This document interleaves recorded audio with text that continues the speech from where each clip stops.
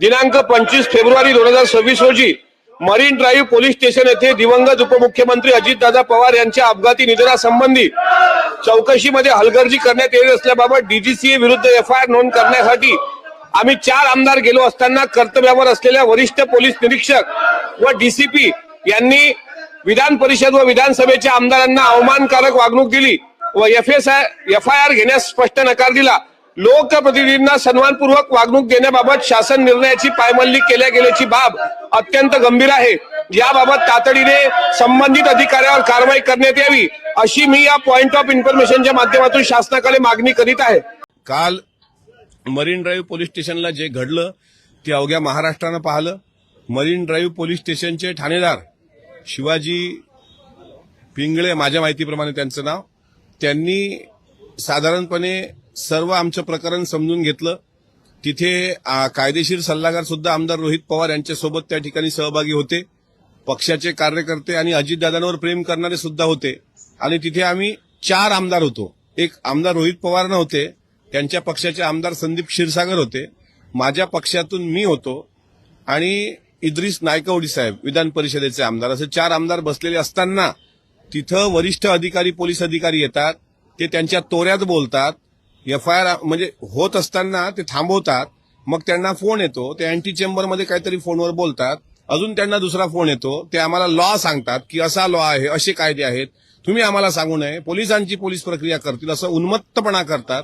आणि त्यानंतर तिसऱ्या फोन नंतर ते परत त्या चेअरवर बसतात आणि आम्हाला म्हणतात की आम्ही एफआयआर घेऊ शकत नाही, तुमची तक्रार आम्ही घेतो, तक्रार 48 तासानंतर आम्ही सांगू तुम्हाला काय करू या तक्रारीवर।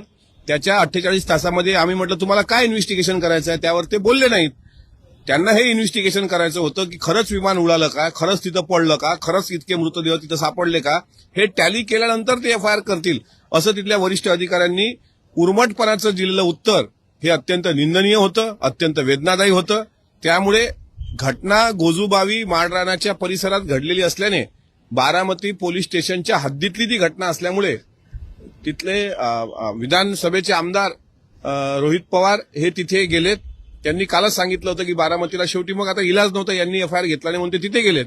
त्याच्यामुळे त्यांची रीतसर तिथे एफआयआर केल्या जाईल, अशी घेतलाही जाईल आणि केल्या जाईल अशी अपेक्षा आहे। काल त्यांनी असं म्हटलं की गुन्हा दाखल करणार नाही, काही करायचंय ते करा, अधिवेशन चालू आहे, अशा अधिकाऱ्यांवरती तुम्ही हक्कभंग वगैरे काही आणणार आहात? मी कालच तसा प्रस्ताव ठेवलेला आहे। आता ते माननीय सभापतींना भेटतो आणि सभापतींनी परवानगी दिल्यानंतरच मला तसं बोलता येणार। पण जर हक्कभंगाचा प्रस्ताव तिथे मंजूर झाला नाही झाला, कारण हक्कभंग समिती ही वेगळी आहे, त्याचे प्रसाद लाड हे अध्यक्ष आहेत, सन्माननीय सदस्य प्रसाद लाड साहेब, त्यांना मी भेटतो, त्यांनी परवानगी दिली तर मी हक्कभंग जरूर मांडेल। नाहीतर मग शेवटी 4 आमदारांचा अवमान करणारे आणि उन्मत्तपणे बोलणारे पोलीस अधिकारी हे कोणाच्या जीवावर मस्ती करतायत, कसला यांना माज आहे, याचं उत्तर जाप्त विचारण्याचा अधिकार एक संविधानिक पद्धतीनं भारताचा नागरिक म्हणून मला आहे।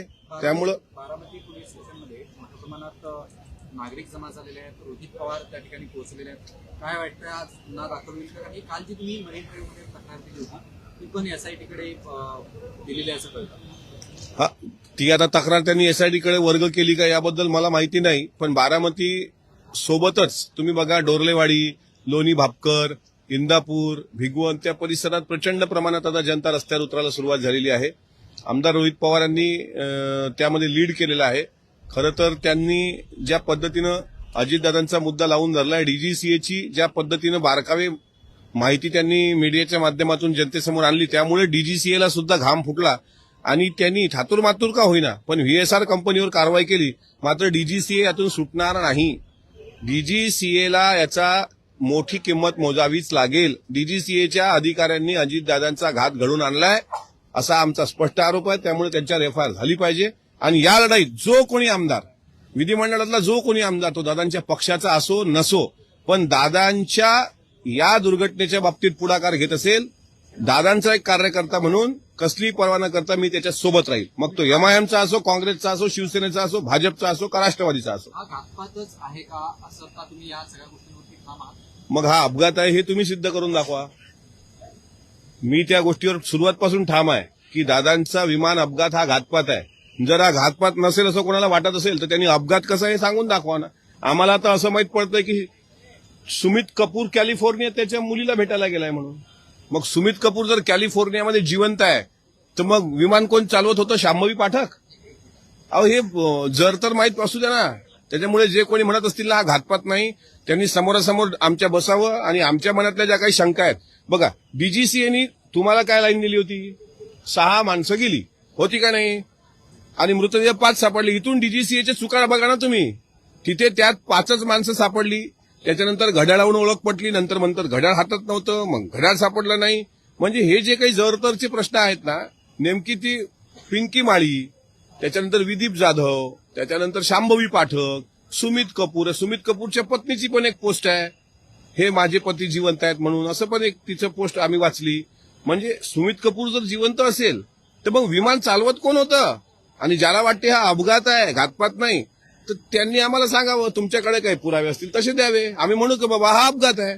असा कसा अपघात की त्या एअर स्ट्रीपवरती फ्लाईट जात नाही, फ्लाईट अशी क्रॉस होते. बरं झालं तो सीसीटीव्ही भेटला. आणि माळरानावर कोसळण्यापूर्वी स्फोट होतो. इतका मोठा डिझेलचे टँक त्यात भरून ठेवले होते का?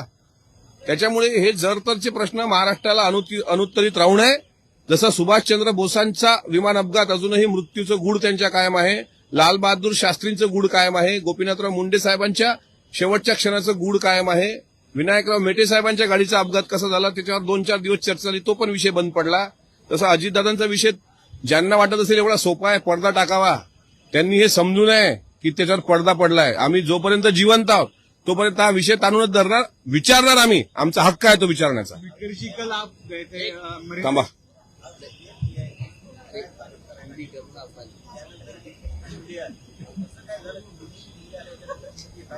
नाही मग तेच म्हणतोय ना, वरिष्ठ अधिकाऱ्यांना फोन आल्यानंतर त्यांनी आम्हाला स्पष्ट सांगितलं आम्ही एफआयआर करू शकत नाही. त्यांनी का केली नाही आता ते त्यांना कोणाचे फोन आले हे मला माहित नाही, आणि त्यांच्या याच्यावर काय नाव लिहिलेलं होतं हे पण मला माहित नाही. मग त्यांनी एफआयआर का नाही घेतली? एफआयआर घेणं हा त्यांचा नैतिक अधिकार आहे, का नाही घेतली? मग तुम्ही पत्रकार बांधवांनी प्रश्न विचारला, कोणीतरी यांनी विचारलं, हे म्हणतात ऍक्सिडेंट आहे असं तुम्ही म्हणत, घातपात आहे असं तुम्ही कसं म्हणता? मग यांनी सांगावं ना ऍक्सिडेंट कसा आहे. यांनी म्हणजे जे म्हणतात ऍक्सिडेंट आहे, हे असे जे काही धागे धरून ह्या शंका येत आहेत ना आम्हाला, या शंकेचं निराकरण जोपर्यंत वस्तुनिष्ठ अहवाल येत नाही. पहिलं काय म्हणाले, ब्लॅक बॉक्स जळलेला आहे, आता म्हणतात ब्लॅक बॉक्स सुरक्षित आहे. मग सुरक्षित ब्लॅक बॉक्स मधला डेटा तो बाहेर आणायला अडचण काय? तो आणा ना, त्यात काय संवाद झालाय तो संवाद कळू द्या. त्याच्यामुळे शंका तर आहेतच आणि तो विचारणं काही गैर नाही. म्हणून सुमित कपूरच्या बाबत शंका आहे. बरं दुसरी शंका यांनी सांगावं, साहिल मदन कुठे आहे, यश कुठे आहे? साहिल मदन तर तिथे व्हीएसआर व्हेंचरनी साहिल मदनचीच ड्युटी लावली होती ना, फ्लाईट पायलट म्हणून त्याची ड्युटी, फ्लाईट अटेंडंट म्हणून यशची ड्युटी. ते घरून निघाले, त्याचा सीसीटीव्ही ते आता कुठे आहेत हे तरी सांगा. चला तो सीसीटीव्ही आपण समजू. आता सीसीटीव्ही तर तुम्हाला माहिती आहे मर्यादा 15 दिवस, 3 आठवडे, 1 महिना, 1.5 महिना सीसीटीव्ही मध्ये तो डेटा राहतो, त्याच्यानंतर तो उडून जातो. आता 1 महिना होत आला अजूनही सीसीटीव्ही फुटेज नाही. मग 1.25 महिन्यानंतर काय सांगणार? सीसीटीव्ही उडाला.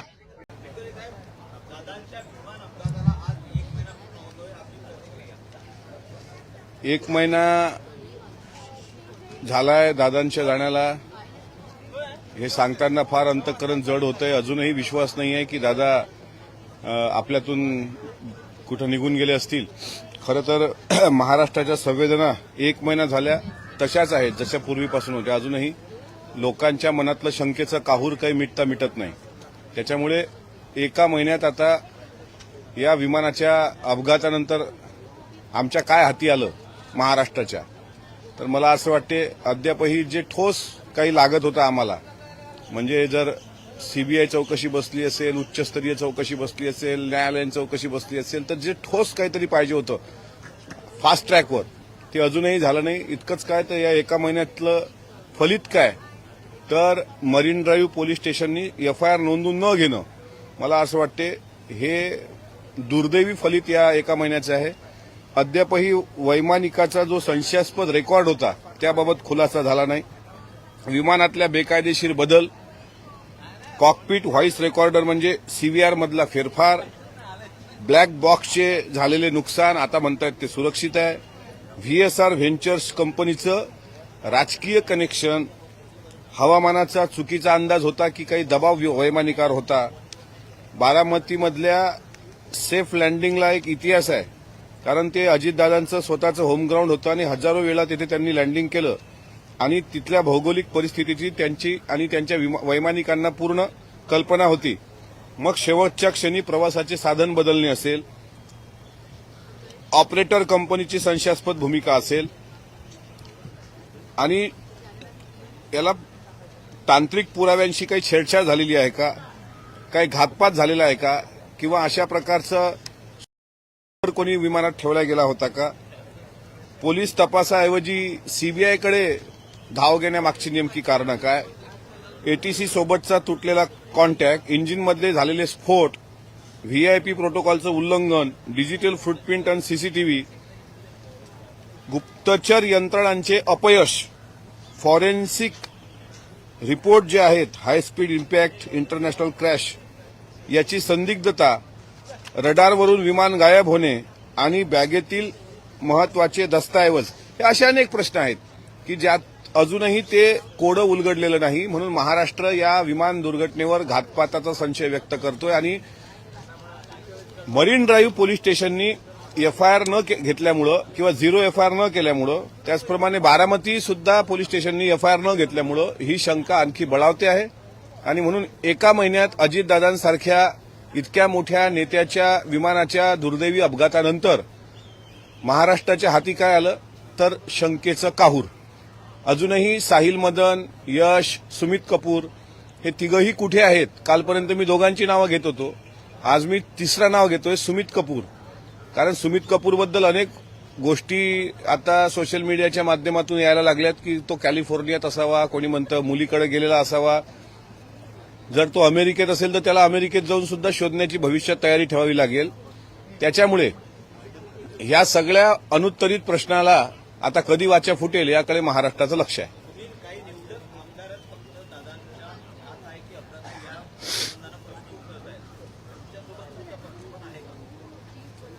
नाही, पक्षाची सुरुवातपासून भूमिका आहे की अजितदादांच्या मृत्यूची सखोल चौकशी झाली पाहिजे. काल स्वतः काही दिवसांपूर्वी आमच्या पक्षाच्या नेत्या, राष्ट्रीय अध्यक्षा आणि उपमुख्यमंत्री सुनेत्रा वहिनी ह्या मुख्यमंत्र्यांना भेटल्या.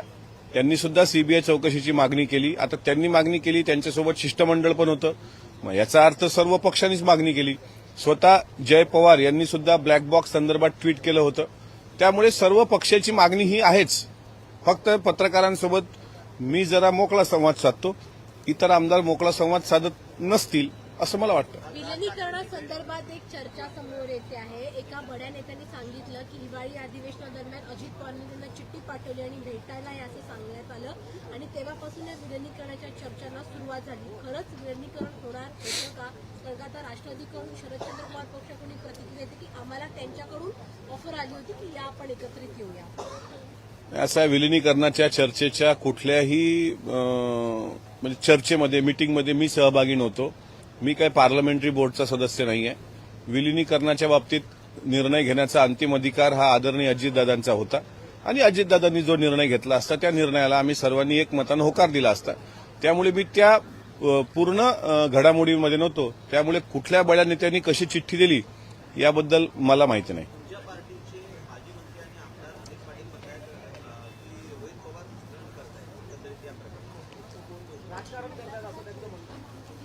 असं आहे की रोहित पवारांचे काका गेलेत, राज्याचे उपमुख्यमंत्री गेलेत, त्याच्यामुळे ते स्टंट म्हणता येणार नाही. कारण ज्या घरातला एखादा व्यक्ती गेला त्या घरातली व्यक्ती जर न्यायासाठी काल बघा तुम्ही, काल सकाळी ते मनसे पक्षप्रमुख राज ठाकरेंना भेटले, परवा ते बारामतीला गेले, नंतर ते परत मुख्यमंत्र्यांना भेटले, आज ते एकनाथ शिंदे साहेबांना काल भेटण्याचा त्यांनी प्रयत्न केला.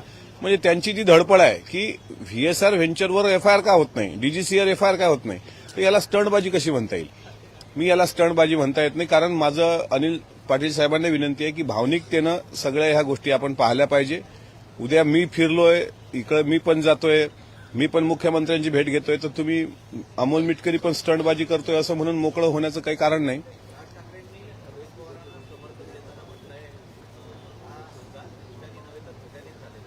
बरोबर आहे. पहिल्या दिवशी आम्ही पण म्हटलं होतं की तिथे धुकं होतं की धोका होता.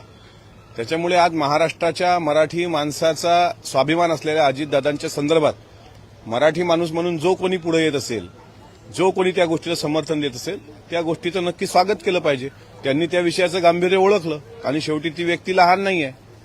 त्यांनी त्या विषयाचं गांभीर्य ओळखलं आणि त्यांनी जर पोलिसांवर ताशेरे ओढले असतील तर ही गोष्ट फार संवेदनशील आहे आणि ती महत्वाची पण आहे.